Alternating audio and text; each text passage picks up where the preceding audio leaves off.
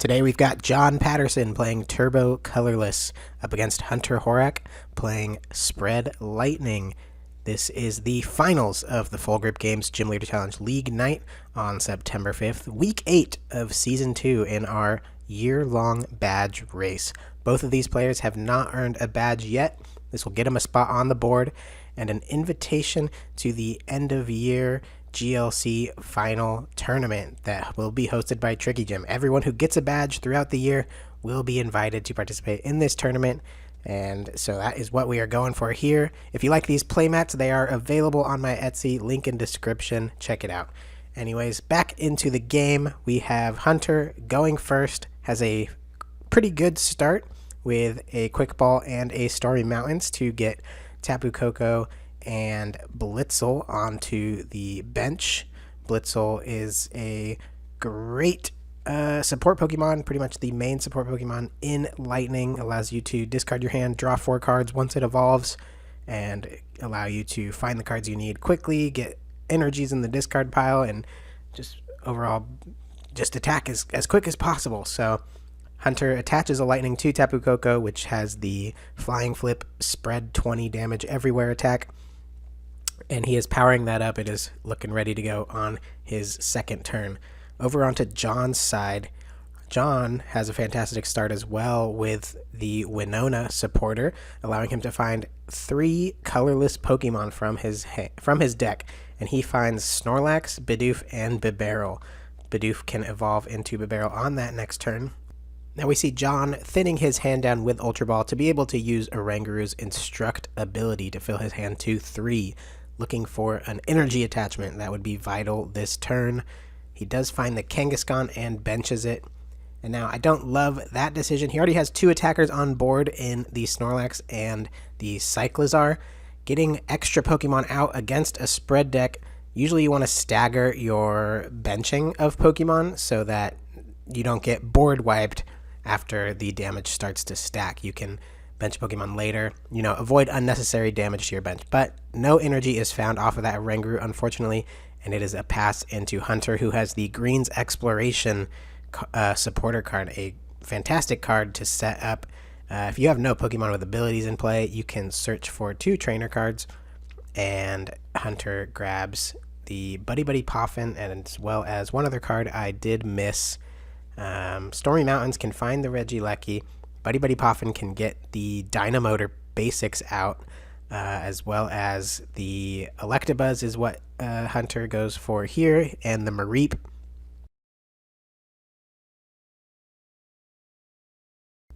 Professor's Letter was probably that other grab off of the Green's Exploration to find 2 basic energy. He can attach one of those to the Tapu Koko, and if he has an evolution into Zebstrika, which I'm sure he does, that was either in his hand already or was the grab off of Green's, he'll be able to get another basic energy into the discard off that sprint. And we do see the attachment to Tapu Koko and an Evo Soda into the Zebstrika. Sprinting away his hand will allow him to dig further into the deck, power through it, find the energy and evolutions he needs to just keep swinging. The spread deck is really strong, and John has a lot of Pokemon on his board, and you love to see no energy attachments on the colorless side, because that means it'll probably be at least one more turn that Hunter will have to attack and set up before John even begins taking prizes. And here we see the sprint, drawing 4 new cards after playing that Pal Pad. We're going to see a Tapu Koko Flying Flip dealing 20 damage to everything except that Bidoof, since Bidoof has a built-in bench barrier for itself. Here comes the lightning damage, and it'll continue getting more and more stacking up. We'll see how John can deal with this. We have the evolution into the Bibarel, which allows him to fill his hand up to 5. And we really just want to see some energy attachments. Maybe a TM Turbo Energize turn. We'll see what he can cook up here. He does use Guzma as his supporter for turn.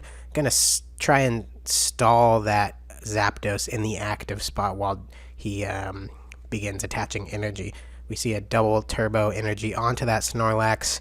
One more turn will get him the fully powered up Snorlax he needs to begin taking prizes. filling his hand up to 5 with the barrel's Industrious Incisors, one of the best draw cards in GLC. And it's just a pass from John over to Hunter. And Hunter continues going on, has the Flaffy evolution, has a counter gain onto that Regieleki, and is sprinting away his hand. We see a Rescue Stretcher go down, early recovery. Evolution Incense is also found, as well as Hisui and Heavy Ball. He can get the Electivire into play. Off of Hisui and Heavy Ball, we see the entire Dynamo and Electric, the second Dynamotor of the deck, both prized. We'll get the Dynamo out of the deck, but we might not see it come into play for a while until that Electric is found off the prizes. Electivire is found off of the Evolution Incense, and Electivire is the strongest Pokemon in this Lightning Spread deck. It can do 50 damage to everything on your opponent's board. That is insanely strong spread attack, and with the help of Dynamotors, you can easily power it up in one turn. Lightning Spread also likes to go behind on prizes, so that's why we see cards like Counter Gain and Counter Energy in this deck. I believe Hunter might also play the Reversal Energy to fully power up a Electivire in a single attachment. Hunter finds pretty much everything he needs here. He's got the Air Balloon on the Zapdos to retreat, an attachment onto the Electivire, and we're going to see another Flying Flip. The damage is stacking up between 2 Flying Flips and a Electivire attack possibly on the following turn. This could be pretty disastrous for John, and the Electro Power to add an additional 30 damage to the active, so 50 to the Cyclozar, 20 to everything else. And Hunter doesn't forget to use that last Dynamotor to get a second energy on that Electivire, and John just used his Guzma. He would have loved to maybe, stalling was a good option. It's probably his best option in that moment. But now it would be great to take out that Electivire, and he probably won't be able to get there. 50 to everything is extreme. And we see that Kangaskhan that he had put down as just taken damage might end up being just a free prize for Hunter. So we'll see how that comes back into play. Arven for turn does find Town Map and a Bravery Charm. John does play a handful of HP boosting tools, so that can help in this fight against the spread deck, hopefully putting his basic Pokemon out of range of getting knocked out. Snorlax effectively has 200 HP. It's going to take a while to take him out, though Regieleki, Zapdos can get in there with big damage after a couple spread attacks, so we'll see how that goes. It's a retreat into the Cyclozar, and we're going to see Thumping Snore as the attack for turn. Tapu Koko goes down, puts 2 basic energy into the discard pile. Dynamotor will be able to power up everything he needs. John takes the Tag Call off of the prizes, which is a great grab there. He can find the Mallow and Lana on the next turn to potentially heal off all this damage from whatever John is about to do to the Snorlax. Stormy Mountains being played. We do see that Dynamo come down, getting ready to evolve as soon as the Electric is taken off the prizes.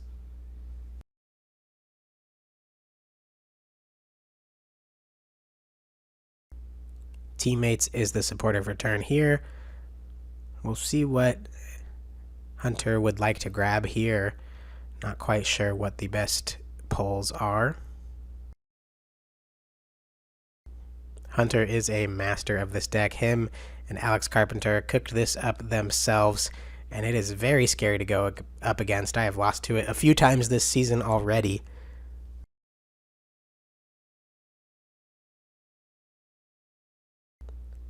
It's a Dynamotor to the Electivire, and a retreat. We're going to see a high voltage current spread 50 everywhere. Oh, and a counter catcher. That must have been one of the grabs off of the teammates. Hunter going to do his own stalling at this point. 70 is coming on to that active barrel. And 150 to everything else. The Cyclozar goes down, 50 everywhere else. Hunter takes his first prize, and Snorlax, Kangaskhan, and Bibarel, and Oranguru are all nearing death themselves. This is quite dramatic of a turn for Hunter, setting up all that damage. Electivire can easily take a 3-prize turn in the coming turns. Now over to John. He's going to need to find a switch out. He does have the tag call for the Mallow and Lana. Would love to probably have healed off the Snorlax to continue attacking, but might have to use it on the Bibarel, which also isn't bad. You know, it's just another prize that is prevented for Hunter, and you get to keep your draw engine.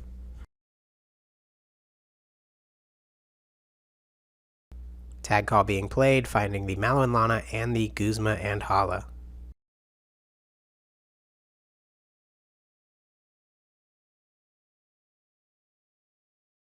Now it would be great to find an energy attachment onto another Pokemon here, but none of the Pokemon in play is one you really want to start powering up.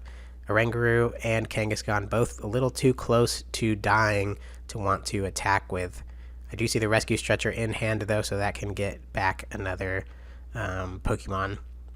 Colorless just wants to keep attaching as much as possible to its attackers to not get stuck or caught without a turn where you can't take a prize. We'll see what John decides to do. He does end up healing the Bibarel with that Mallow and Lana, so that will survive a couple more turns in the face of this spread deck. And Rescue Stretcher does bring back the Cyclozar, and he will attach a double Colorless energy to that Cyclozar. In case this Snorlax goes down, he can respond with the Driving Buddies attack to do 140 to whatever is in the active.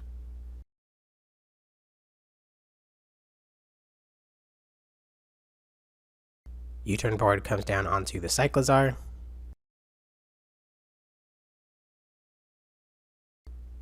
Not forgetting to use his abilities, Oranguru Instruct for 1 card. Fighting Fury Belt dropped onto the Kangaskhan. Hopefully it can survive an extra turn, and this is, like I said, you know, why you maybe not want to bench that Kangaskhan early on, because now you're using your HP boosting tools to save a Pokemon you're not even going to end up using probably. Thumping Snore used against the Electivire. It goes down. Get that threat out of here. And now Hunter has a 3-prize turn lined up with Electivire. Sorry, with Regieleki. He just needs to find the Field Blower. An Arven or a Volkner could get him there.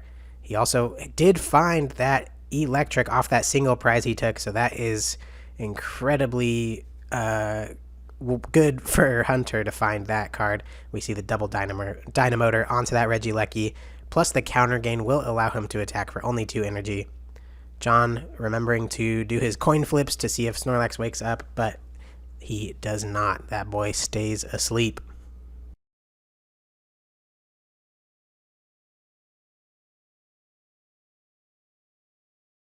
And here's that retreat into the Regieleki.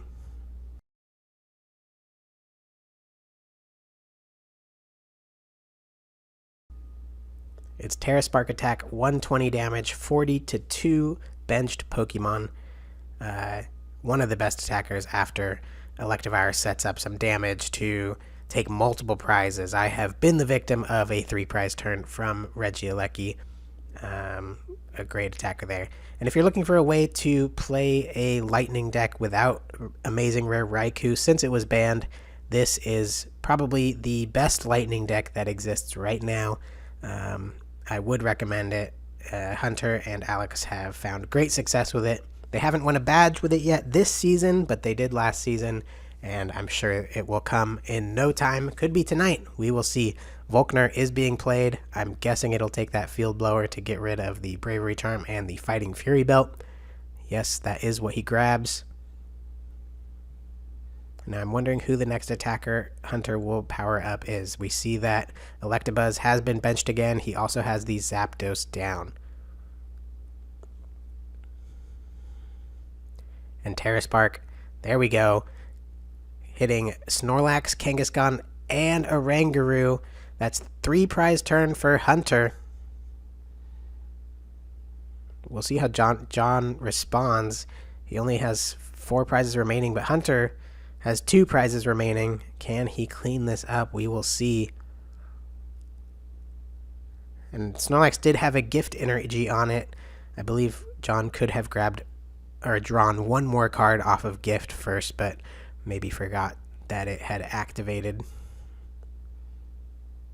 That's okay. It's 1 card missed is not terrible, as opposed to maybe like 4 cards missed. So could be worse. Cynthia and Caitlin does get back that Mallow and Lana from the discard pile.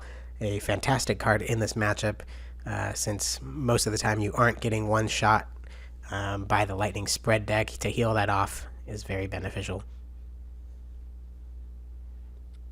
We see a Nest Ball from John's side. It's only Lugia left in the deck. That Skwovet is prized, though you would never really want to bench Skwovet in this matchup. It's almost like a free prize card for the Lightning Spread deck with its only 60 HP.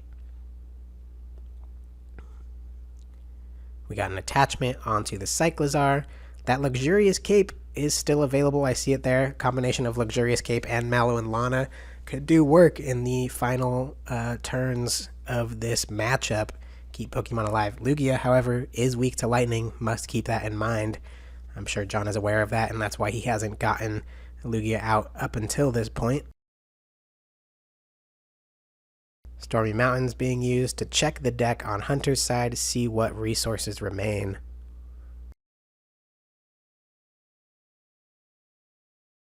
Elekid has benched a free retreat baby Pokemon, 30 HP, but can do 30 damage snipe for no energy.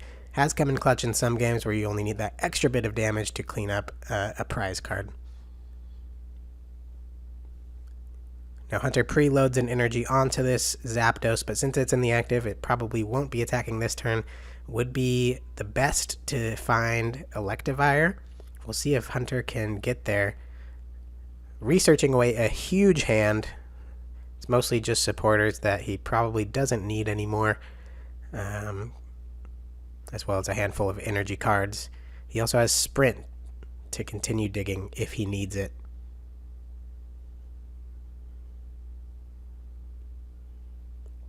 And this Stormy Mountains has lasted this whole game. John has not drawn into either of his 2 stadium cards that he plays, allowing Hunter to find the exact basic Pokemon he wants on every single turn.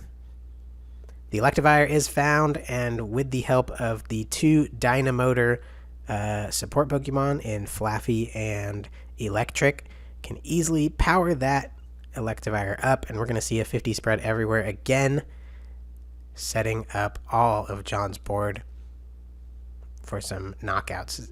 After a 50 spread from Electivire, Zapdos can pretty easily clean up some prize cards from there. And you see Hunter is basically at the end of his deck. Probably only 6 cards or so remain.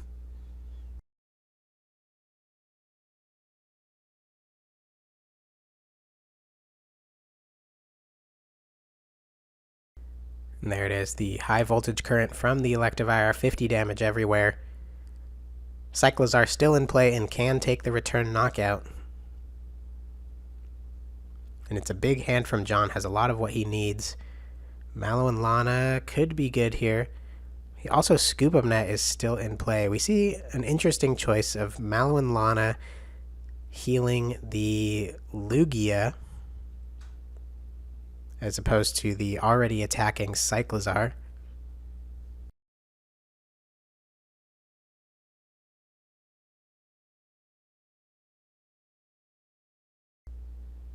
Again, it's one of those cases of, did John need to bench that Lugia last turn to even take that 50 damage?